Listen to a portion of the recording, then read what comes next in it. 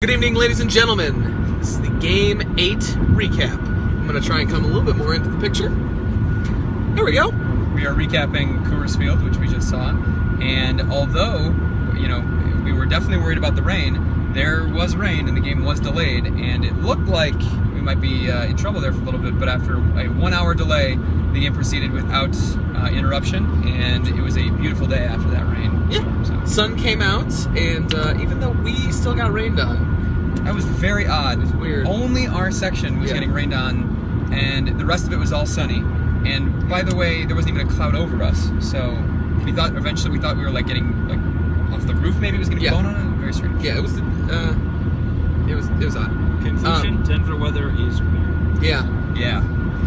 At least this year. I mean, we keep hearing that this is abnormal, but So the hour delay probably. It probably affected the fan engagement in some way.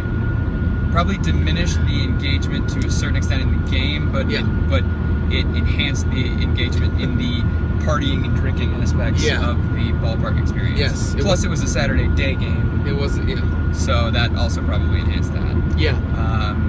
But from the outside,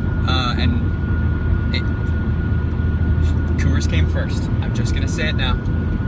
Sean made this point. You're preempting my argument. Sean made this point to me a couple of times, and it's an astute and a valid point. Coors came first, so Coors looks exactly like 5 of our last 8 ballparks, and it just the red brick, the metal, the green metal, everything is it all was very, very similar. Even the clock tower, like so many of these stadiums feature the same kind of clock tower right up front. Yeah. And I kept saying, okay, well, this is nothing new, nothing special. Right. And to Sean's point, Coors came first ahead of AT&T, came first before Safeco, came first before some of these other ballparks that have now adopted these similar styles. Yeah. So in fairness, it was very similar from an external perspective, but that's not necessarily a bad thing, especially if they're the ones who sort of broke that ground. Right. I mean, it fits more in Colorado than I feel like it did anyplace else, because when we were in Chase last night, it felt like that whole scenario kind of felt very forced. It was an artificially created sort of district. It was like, hey, look, there are shops and things and everything's going on. When Denver today, that was way more organic. There were things that were going on around it, and it felt like the stadium fit more neatly into the actual area that we were, than kind of the other way around. Yes. Great location.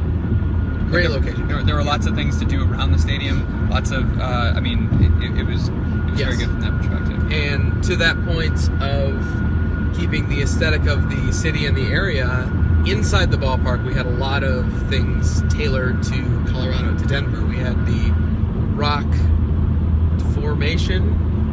No, what is it called? Mountainside. The mountainside. Yes, and it was, so we've seen Angel Stadium. Angel Stadium, the rocks that are there, people make fun of them for looking fake. They're not fake. I actually touched them, although the usher looked like he wanted to beat me up. They're not fake, but they're not great. Yeah. And they're set on a mini golf, like we were talking about it, the mini golf platform where the grass is definitely not grass, and it was very strange.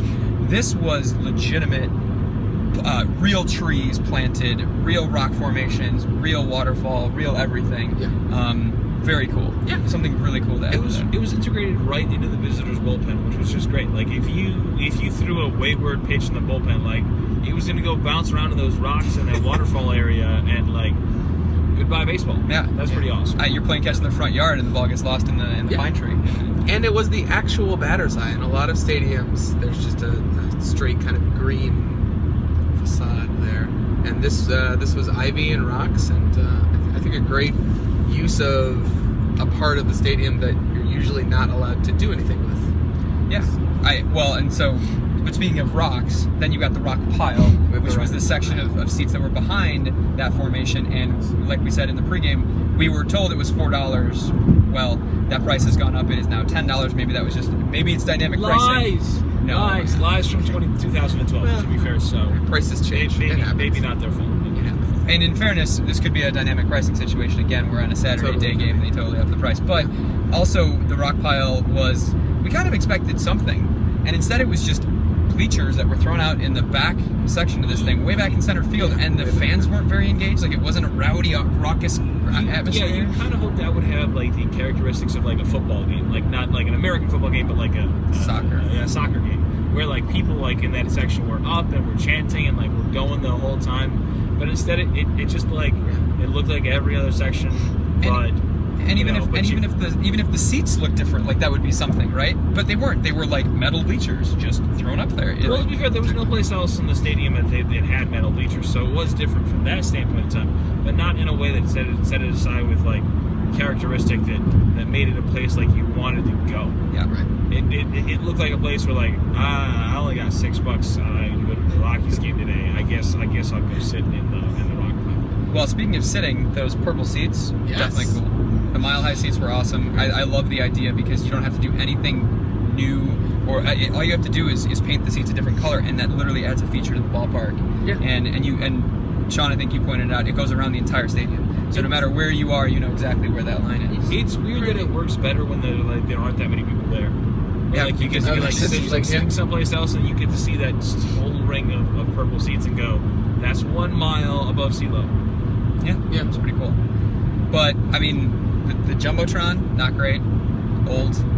Yeah. Segmented, actually. There were two. Yeah, weird two-parter. Yeah. Oh, but in fairness, what they put on it I thought was good. They actually played the Belmont race. Oh, so yeah, they cut in live. We got to see the live Belmont Stakes and got to see American Pharoah win a Triple Crown in Coors Field, which was very cool, and I don't think a lot of other stadiums would do that. Yeah, I also really liked one of the things they did when they showed batters their previous at-bats. They showed the trajectory of their hits on that, which is something I hadn't seen anyplace else before. Mm-hmm. So you and it was like with green, yellow, red, basically depending giving you an idea of like what the velocity, like how hard they hit the ball.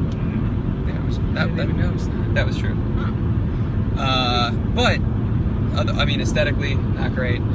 Yeah, I think in general, I really liked it. I know, Tim, you weren't crazy about like the fact that like the thing that I liked the most was the fact that if you were in a certain area of the ballpark, you could definitely see the Rockies like outside the back of the stadium. Well, like, so the views out of left field, they quite obviously left that area open so that if you were sitting in like especially down the first base line, you could be looking out left field and just see baseball stadium and also mountains. I thought it was amazing. And it's maybe because I'm from Chicago and everything is flat, but you guys are too. So have you become so jaded already in just 8 baseball games? No, because every other stadium has had a view like that, Sean. Yeah. It's just that it happens that Denver has mountains instead of a cityscape, or instead of a Puget Sound, or instead of something else. Yeah. So it did better than everything else. It did exactly what other stadiums did, which is why I'm telling you it's average. It's not that it's not good; it's just average. So that's my take. But anyway, I disagree. Fair enough. That's why we can have different opinions. But no, I thought Coors Field was it was definitely a cool environment to be in. Again, I think that the rain delay kind of potentially affected some of the game, but the ball's definitely traveled out of that place. We saw God, what do we say? 8 home runs today, something like that. Yeah, very high scoring game. So we definitely saw that aspect. Yeah, there's definitely 2 or 3 of those though that would not have left the park. Fair point. So now we are traversing. We're headed towards Kansas City. Across the country. We have we spent a little bit of time. Thank you to your sister for hanging out with us at the game. Sister came so a few hours from her YMCA camp. So we hung out with her a little bit after the game and caught the end of the Blackhawks game. Sad face. And hey, it's okay. We split on the road. We'll be fine. In any case, so we're 2 hours sort of behind where we thought we'd be. So we have about 7 hours of leeway once we get to Kansas City. Kansas City's about a 9-10 hour drive from here. So yep, we're gonna get to it. But if you want more content, please make sure you check out the website 30and30for30.com. That's it. All the content's there. Check it out. Maybe Twitter at 30for30and30. Okay. Maybe the Facebook page. Yeah. Wait, you guys Facebook page, Twitter, YouTube, 30 and 30 for 30. You guys have Facebook? These are the coolest dudes ever. Okay. Thank you. So, Sean, it is time for you to do your sign-off. Was that your sign-off? Please tell me you have a better sign-off. I'm sorry, I just call you the coolest dudes ever and you want better than that? That's it. You know what, bye. Thank you.